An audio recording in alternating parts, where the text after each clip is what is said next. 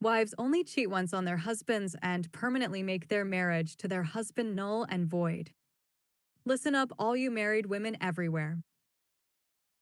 The world we live in is God's world and will remain God's through all eternity, for in him all things were created, things in heaven and on earth, visible and invisible, whether thrones or powers or rulers or authorities. All things have been created through him and for him.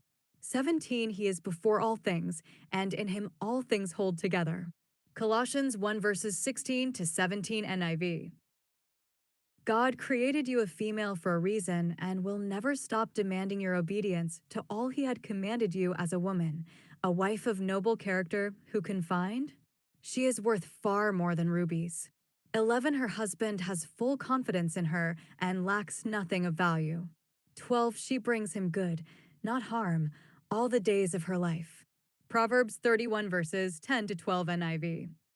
Regardless of whatever your costly education and your political government have convinced you is true, you must account to God for all you do in your life, from your earliest days in the world to your last.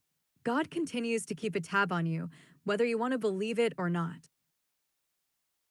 If your political system brings you to accountability on things your political system imposes on you, why do you think it wise to believe that the God who created you for his own purpose, Colossians 1 verse 16, will not bring you to accountability on the purpose he had created you for? Do not gain the world and lose your soul. The pleasures of the flesh are not worth losing your eternity for. So, if you have not cheated on your husband in your marriage, resolve to never cheat on your husband and fiercely guard against it, as in the cherubim with a flashing sword that was posted at the east gate to the Garden of Eden in Genesis 3 verse 22.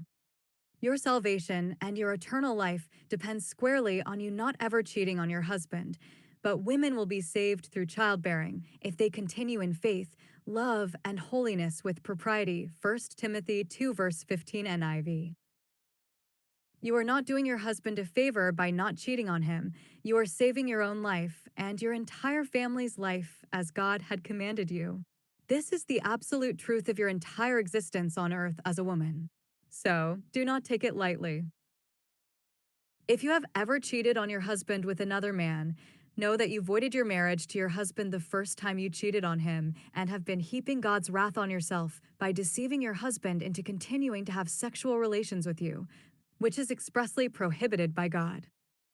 You only cheat once to permanently make your marriage null and void. Sexual sin for women is different from sexual sins for men.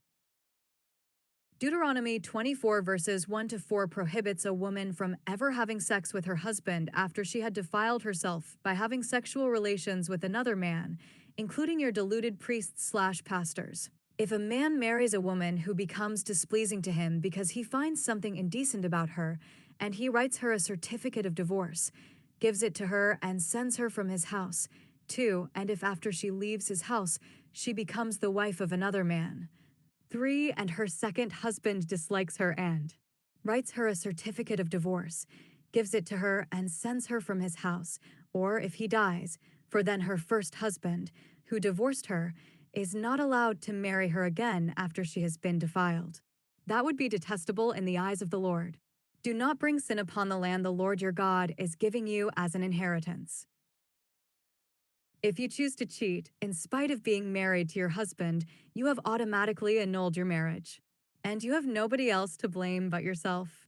Nobody has sex by mistake. It is always a calculated act that is carefully decided and arranged, which is why God hid your private part where no one can accidentally get to. In God's eyes, there is nothing in the world that can cure your marriage after you single-handedly annulled your marriage by your willful decision to cheat on your husband. It does not matter that your husband did not know about the wickedness you committed against him. This shows beyond doubt that you, the woman, is your marriage because marriage is God's. All things have been created through him and for him. Colossians 1 verse 16. Your husband is depending on you to keep your marriage to him sacred, and not the other way around because your children with him come from you and not from your husband. Marriage is all about producing for God holy offspring and not about your sexual pleasure. Has not the one God made you? You belong to him in body and spirit. And what does the one God seek? Godly offspring. So be on your guard and do not be unfaithful to the wife of your youth. Malachi 2, verse 15 NIV.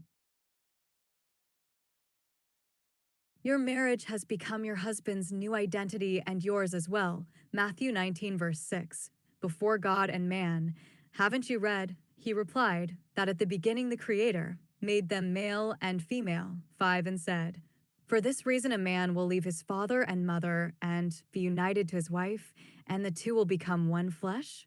6. So they are no longer two, but one flesh. Therefore, what God has joined together, let no one separate. Matthew 19, verses 4 to 6 NIV. If you effectively dissolve your marriage by cheating on your husband, God automatically pulls himself out of your marriage and makes your marriage to your husband null and void. Your little foolish pleasure has now robbed you of a divine union that took God a long time to design for you, and for your husband, and for your children. You have dishonored yourself and your husband and every one of your children. What a tragedy. This is a scriptural science presentation written and published by Afani Chukwujima, scriptural scientist and a servant of God. www.scripturalscience.com